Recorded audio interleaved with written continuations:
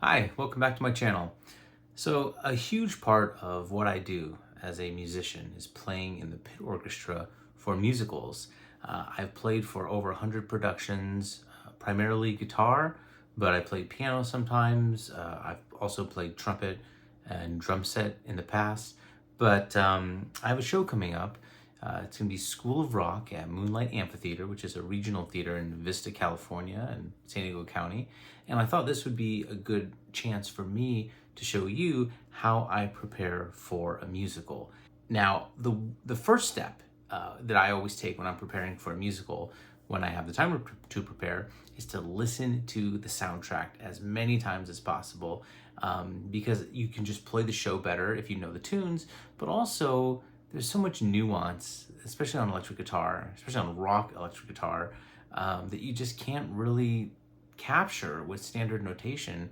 And there's really no substitute for just knowing the music. But now I'm going to take that next step, which is to actually go through the PDF, go through the music, and learn the show. So this is School of Rock. This is the Guitar One book. When you open up a book for a musical, in the beginning, right here, it's always or almost always going to tell you the parts you need. So this says electric guitar, acoustic guitar, and alto recorder concert pitch. So electric guitar, believe it or not, is kind of vague. A lot of books will be specific. They'll say humbucker guitar, which basically means a Les Paul or another guitar with humbuckers, or they'll say S style, which is the term that you see in musical theater for Strat, or T style for Telly. You'll see arch top, semi-hollow, hollow. You'll see these really specific guitars they want you to use. So the fact that this just says electric guitar, that's it's kind of leaving the door open. So part of what I'll do is go through the book, look at the parts, refresh my memory on the soundtrack, and just think about which type of electric guitar is going to sound the best. I'm assuming I'm going to go Les Paul, but I will confirm that through going through the score. Acoustic guitar, again, normally they're more specific. They say steel string acoustic, nylon acoustic, something like that. The fact that they only say acoustic, I'm assuming it's a steel string. Also, it's a good idea to listen to the recording while following along in here. It says alto recorder. I happen to own an alto recorder already. Alto recorder, when we say recorder, it's like what children play in elementary school. These days, most guitar players use an amp effects processor. So as I go through the score, I have to make a note of different effects I need and when I need them and which ones are used in combination with the others so that I can program my ToneMaster Pro and ideally have my score ready to go, have my setup ready to go, figure out what I'm going to do for my amp or for my amp effects or pedals, and then sit down and be ready to play through it.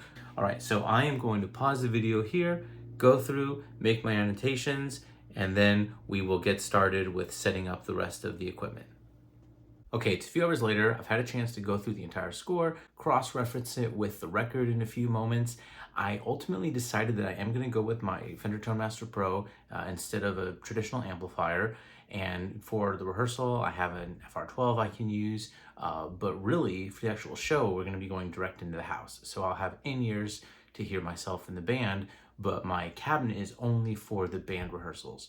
So what's really nice about using the amp effects processor, especially the one I'm going to be using, is I can use both inputs. I can have my electric guitar in one input and my acoustic guitar on the other input, and then I can send those as what would on the board what looks like left right, but really it's just two outputs, and those can both go into the house, so I can control both of them on my board, but the house also gets two separate signals.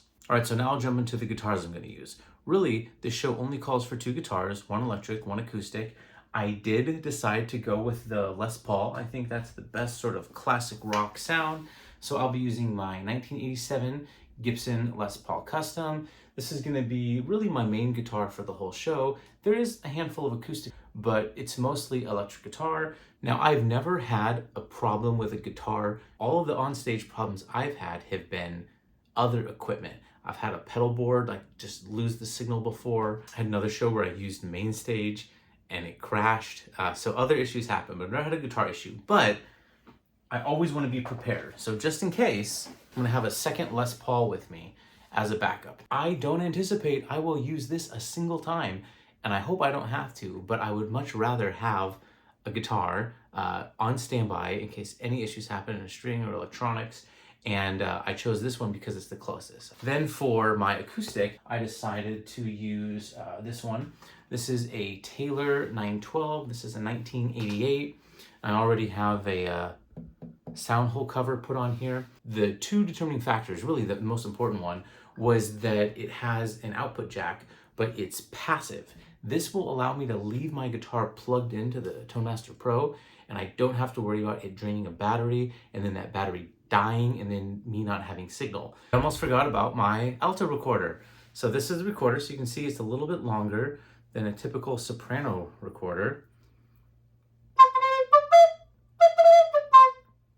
That's what we have here. So the first thing I'm gonna do is put some new strings on my main guitars, then I'm gonna build my setup. Now I always like to have a few run-throughs at home where I go through the entire show, but I set up my rehearsal space exactly like the performance space is gonna be, because you have to get used to it. I almost, sometimes I call it choreography, having to hit the pedals with your feet and turn the pages, and if needed, move a capo or an ebow or all those kinds of things.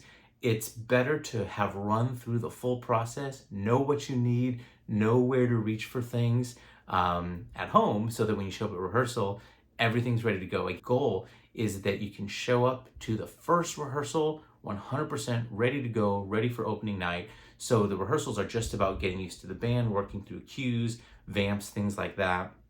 We don't want anyone figuring stuff out, learning parts, or learning what kind of their technical needs are, their instrument needs are. So let's change those strings, get all of my equipment set up, and then we're going to attempt a first run through.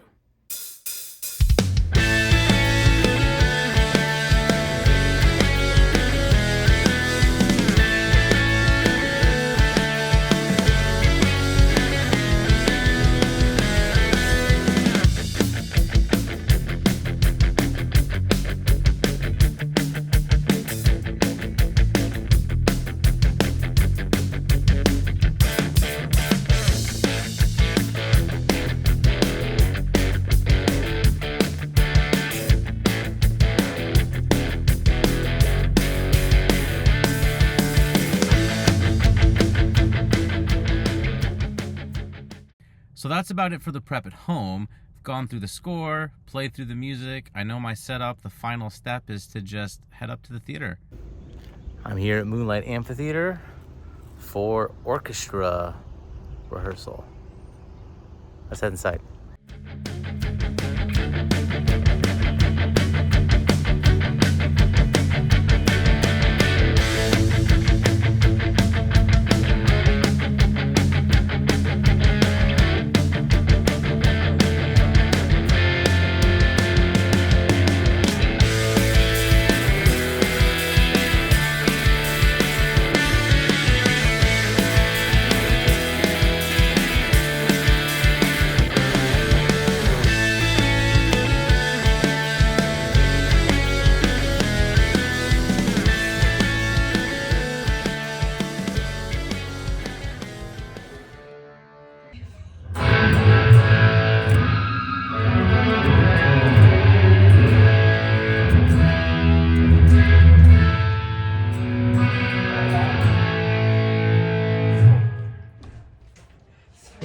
Is coming louder than your voice through the radio. One more time.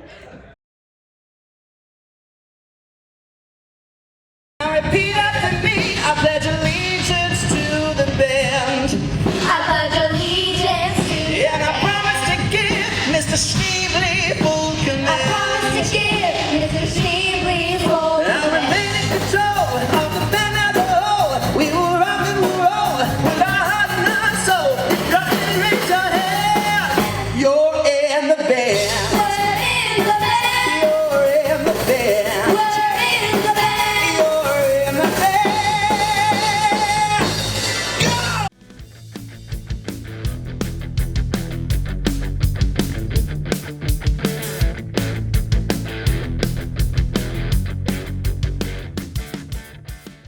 And now, ladies and gentlemen, the School of Rock! And if you want the teacher's pet, baby, if it's better, forget it. I got no reason to get me to school on time. We are the School of Rock, and school is out.